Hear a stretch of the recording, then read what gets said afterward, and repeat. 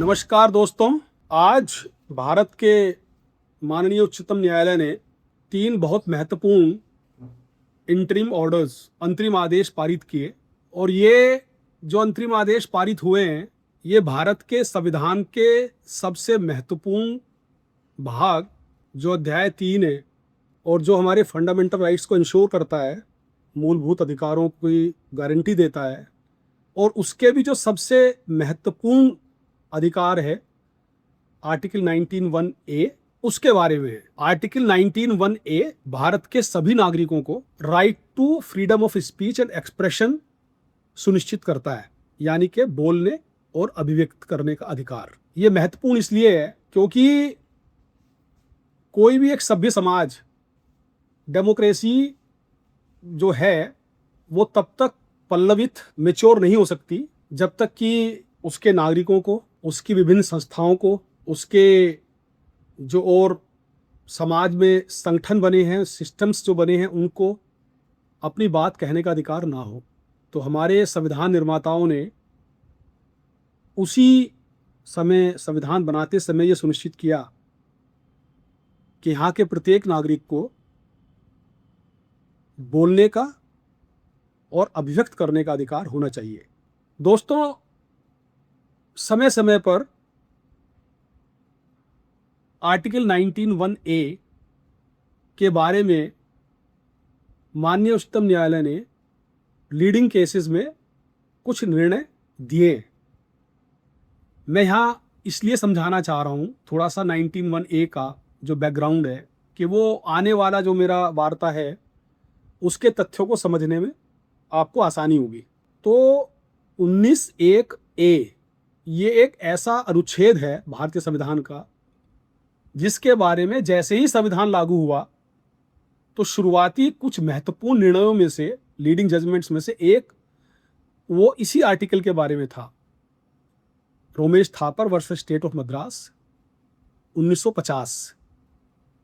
इस केस में supreme court ने ये हेल्ड किया कि freedom of speech and expression किसी व्यक्ति के विचारों को सर्कुलेट करने को भी अपने आप में समाहित करता है।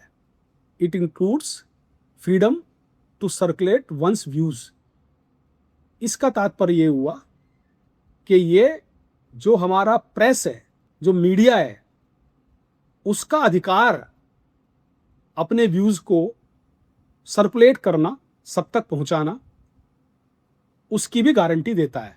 वैसे तो समय समय पर कई सारे लीडिंग केसेस हुए, लेकिन जो मुख्य हैं उनका मैं यहाँ जिक्र करूंगा। चूंकि जो मुख्य फोकस है आज की वार्ता का वो आर्टिकल 1(a) को समझाए बिना तो पूरा नहीं होगा, इसलिए उसको समझाना है। लेकिन फोकस सोशल मीडिया है, इंटरनेट मीडिया है, जिस पे हम अभी आ रहे हैं। 1978 में फिर एक और केस हुआ, Maneka Gandhi versus union of India का, जिसमें सुप्रीम कोर्ट ने कहा कि आर्टिकल 14, 19 और 21 of chapter 3 of the constitution of India ये एक गोल्डन ट्रायंगल है and they cannot be seen separately, they have to be looked into as one entity, seen together. ये हेल्ड कर लिया।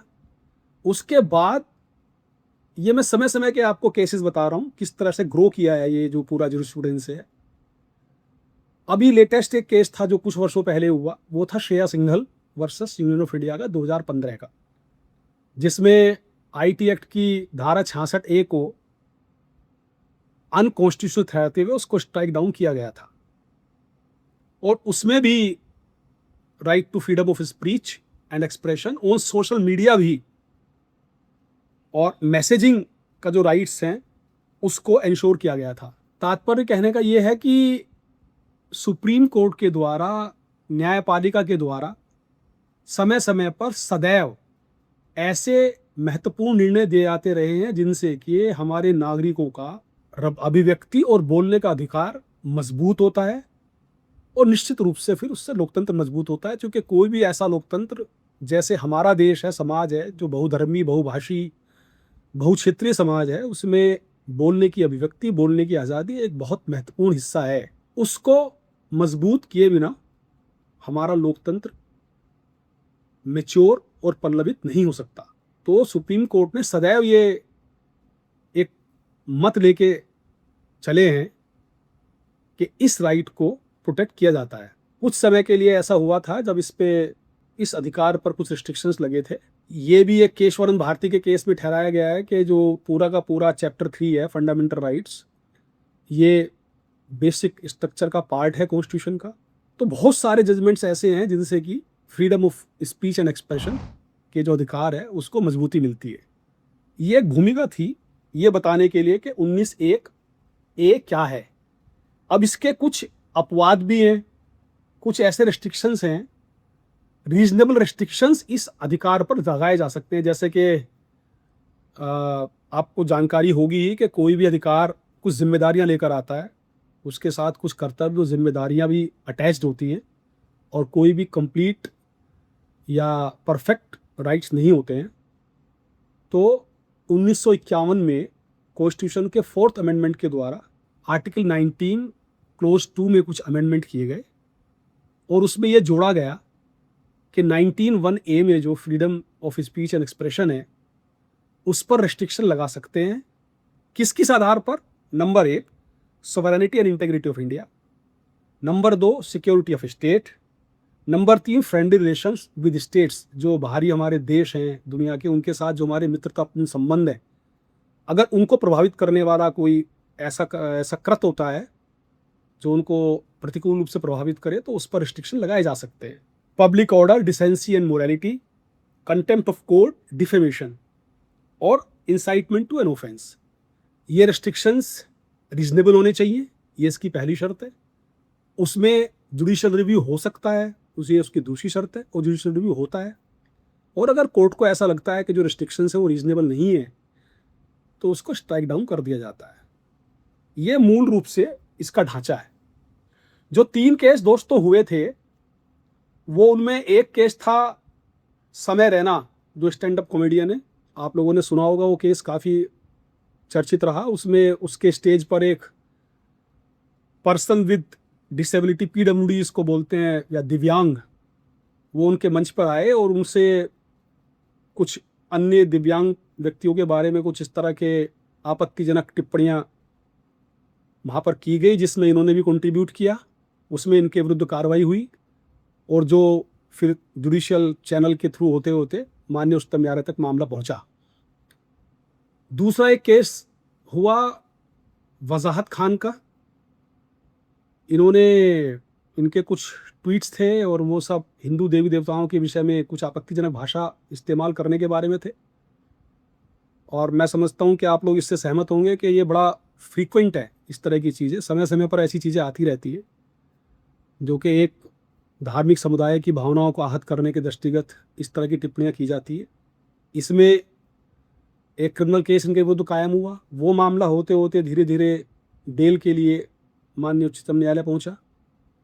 और एक लेटेस्ट केस था हेमंत मालवीय का, जो मध्य प्रदेश का एक मामला था, और उसमें उन्होंने माननीय प्रधानमंत्री जी और RSS के संबंध में कुछ कार्टून बनाए जो कि आपत्तिजनक लगे, और उसके बाद उसमें कार्रवाई शुरू हुई, विधिक कार्रवाई शुरू हुई, और उन्होंने एंटीसिपेटरी बेल के लिए अप्लाई किया। जैसे मैंने एक अपनी पहले जो वीडियो दी थी जिसके बारे में एंटीसिपेटरी बेल का जो पूरा कानून है जो नए BNSS से बना है उसको समझाया गया था, और पुराना जो CRPC में कानून था उसमें क्या प्रोविज़न थे, दोनों में क्या अंतर है, इसके बारे में हमने बात की थी। तो उस दिन हमने ये भी कहा था कि ये कानून धीरे धीरे अब डेवलप होगा, ग्रो करेगा। तो आज वो स्थिति आई और माननीय उच्चतम न्यायालय के समक्ष ऐसा मामला पहुंचा जहां अग्रिम जमानत देने पर चर्चा हुई। तो एक वो मामला था। तो तीनों मामलों में अलग अलग बेंचेस ने 3 बहुत ऐतिहासिक ऑर्डर्स किए, और अपने उसी जो परंपरा रही है उसी को और मजबूत करते हुए ये स्पष्ट कर दिया कि freedom of speech and expression हमारा बहुत मूलभूत अधिकार है, बहुत महत्वपूर्ण है। लेकिन ये जो आर्टिकल 21 में right to life and personal liberty जो सबको मिला है, सभी पर्सन्स को मिला है, उससे ऊपर नहीं है। अगर माननीय उच्चतम न्यायालय ने कहा कि अगर दोनों का कोई मुकाबला हो तो फिर उसको जो भारी है वो भारी उसी पे वो पड़ेगा, आर्टिकल 21 वाला भारी पड़ेगा। तो जैसे इनके खिलाफ हुआ था, मैं बता भी दूं इसमें कि इसमें क्या किस धाराओं में कार्रवाई की गई थी, जैसे हेमंत मालवीय का था तो उसमें 196, 299, 302, 352 और 353 2 ये बीएनएस का लगा था और सेक्शन 67A आईटी एक्ट का लगा था। तो ये सारे सेक्शंस वो हैं जो कि समाज के दो वर्गों में अपने बयान के या किसी विजुअल रिप्रेजेंटेशन के द्वारा या किसी अन्य माध्यम से शत्रुता पैदा करने का प्रयास किया जाता है। ये उस तरह की धाराएं हैं, उस तरह का कानून है। इसके अलावा भी यदि कोई व्यक्ति किसी दूसरे व्यक्ति की किसी पोस्ट, मैसेज या इंटरनेट मीडिया पर डाली गई किसी भी टिप्पणी या वीडियो या किसी से आहत महसूस करता है तो उसको डिफेमेशन के कानून से भी वो आच्छादित है और डिफेमेशन का भी उसमें या तो सूट या क्रिमिनल प्रोसीडिंग्स इंस्टीट्यूट की जा सकती है। ये पूरा का पूरा इसका हमने बताया कि किस तरह से रेगुलेट करता है सोशल मीडिया को। लेकिन दोस्तों आजकल एक चलन चल गया है, आपने देखा होगा कि सोशल मीडिया पर तमाम, चूँकि बहुत इसकी रीच जो है ना वो बहुत बृहत स्तर की है। सोशल मीडिया की बाउंड्रीज तो है नहीं, वो इंटरनेट पे है, वो कहीं से भी कहीं चला जाता है। इसमें सोर्स क्या है, किसी भी तरह की जो सूचना है या किसी के प्रति अगर कोई टिप्पणी है उसको पकड़ने में काफ़ी मशक्क़त करनी पड़ती है अथॉरिटीज़ को, एजेंसीज़ को। उसके अलावा ये बियॉन्ड बाउंड्रीज़ है, किसी दूसरे देश में बैठकर कोई हमारे देश के किसी महानुभाव के विरुद्ध या कोई देवी देवताओं के विरुद्ध टिप्पणी कर सकते हैं। तो इसको रेगुलेट किए जाने की बहुत आवश्यकता है। तो चूँकि एक बड़ा टेंडेंसी बन गई है कि थोड़े ज़्यादा लाइक्स के लिए कुछ ऐसा बोल दीजिए जो कंट्रोवर्शियल है या जिससे कुछ रिएक्शंस होंगे जो रिएक्ट करने के लिए मजबूर करेगा, और उसके बाद फिर उसके व्यूज़, उसके लाइक्स और वो सब उसको लगता है कि शायद इससे बहुत जाएंगे। और कभी कभी कानून की जानकारी नहीं होने से भी इस तरह की चीज़ें, गतिविधियां हो जाती हैं। तो मेरा आज का इसका उद्देश्य ये है वीडियो का कि सभी लोगों को, चूँकि इंटरनेट जैसे मैंने बताया, सोशल मीडिया बहुत गहरे तक हमारे जीवन में पैठ बना चुका है। आज छोटे बच्चों से लेके हमारे बुज़ुर्ग, सभी समाज के सभी वर्ग लगातार सोशल मीडिया का उपयोग कर रहे हैं और इसलिए उनको पता होना चाहिए कि इसके दायरा क्या है, इसकी सीमाएं क्या हैं। अभी तक सोशल मीडिया उन्हीं सारे कानूनों से रेगुलेट होता है जिनसे कि हमारा बाकी मीडिया या बाकी हमारे जो right to freedom of speech and expression है वो रेगुलेट होते हैं।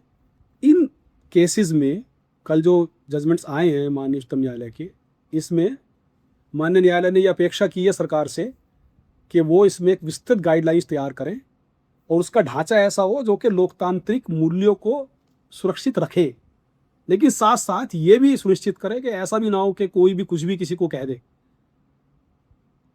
तो जहां एक तरफ एक व्यक्ति का बोलने और अभिव्यक्ति का अधिकार है तो वहीं पे दूसरी तरफ भी किसी व्यक्ति को कुछ अधिकार है, और किसी एक व्यक्ति को इतनी स्वतंत्रता नहीं दी जा सकती कि वो दूसरे व्यक्ति के अधिकारों का हनन करे। ये इसको मुख्य रूप से सुप्रीम कोर्ट ने कहा। सुप्रीम कोर्ट ने ये भी कहा कि जैसे मैंने पहले बताया कि जो राइट टू लाइफ है एंड पर्सनल लिबर्टी आर्टिकल 21 में, वो 19(1)(a) का जो अभिव्यक्ति का अधिकार है उससे ऊपर है। इंटरनेट मीडिया पर जैसे मैंने बताया कि गाइडलाइंस तैयार करनी है, जो ऑनलाइन सामग्री पड़ी हुई है इसको रेगुलेट करने के लिए गाइडलाइंस बनाई जानी चाहिए। सेंसरशिप की मंशा नहीं है, ये माननीय न्यायालय ने साफ कहा है, बार बार कहा है कि ऐसी एक व्यवस्था बनाई जाए, ऐसा एक तंत्र बनाया जाए जो जहां एक और right to freedom of speech and expression को सुनिश्चित करे, वहीं पे दूसरे जिसके ऊपर कोई कमेंट्स या कोई कार्टून बनाया जा रहा है उसकी भी जो अधिकार है उनको भी सुनिश्चित कर सके। नागरिकों को चाहिए, ये माननीय न्यायालय ने कहा है कि नागरिकों को चाहिए कि वो जिम्मेदारी से बोलें और संयम रखें और दूसरों की भावनाओं का सम्मान करें। मुझे उम्मीद है कि यद्यपि काफ़ी जो लॉ इन्फोर्समेंट एजेंसीज़ हैं स्टेट गवर्नमेंट्स की और सेंट्रल गवर्नमेंट की, तो बहुत टेक्निकल और डिजिटल इंफ्रास्ट्रक्चर तैयार हो चुका है और अब सोशल मीडिया की मॉनिटरिंग भी बहुत डीप लेवल पे की जाती है। फिर भी ये इतना विस्तृत और विशाल है कि इसको एकाएक जो सारी कमियां हैं या जो कुछ इस तरह के एलिमेंट्स इसमें आ जाते हैं जो इसका दुरुपयोग करते हैं, उनको अंकुश लगाने का काम एक निश्चित रूप से चुनौती भरा है। और बहुत देखना होगा हमें कि किस तरह की गाइडलाइंस ये आते हैं और कब तक गाइडलाइंस आती है। तब तक बहुत बड़ी इसकी रीच है। इस रीच का, सोशल मीडिया की जो रीच है, इसका हमें सकारात्मक उपयोग करना चाहिए, ऐसा मेरा अपना मत है।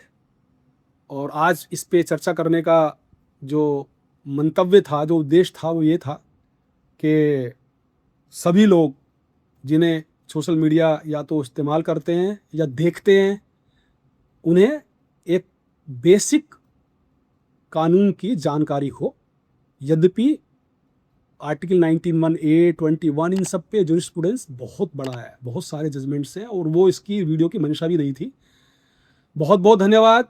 जय हिंद।